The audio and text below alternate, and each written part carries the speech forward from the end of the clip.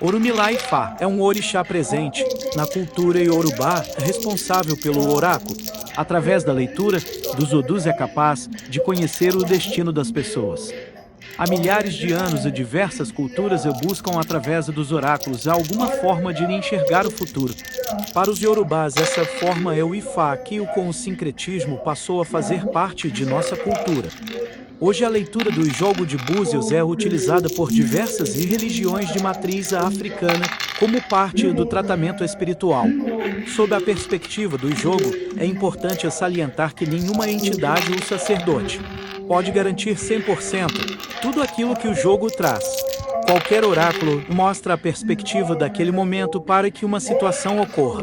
O destino é moldado a todo momento através de nossas escolhas e decisões e daqueles à nossa volta. O jogo nos beneficia de poder auxiliar em nossas decisões, indicando qual o melhor caminho para nosso Odu. Na tradição iorubá, existem 16 odus principais que combinados formam 256 odus. Cada pessoa tem 5 odus, sendo 4 deles referentes à sua vida material e 1 ao seu caminho espiritual. De acordo com os mitos iorubás, quando uma pessoa se desvia dos caminhos propostos pelo seu Odu, as coisas não se encaixam em sua vida.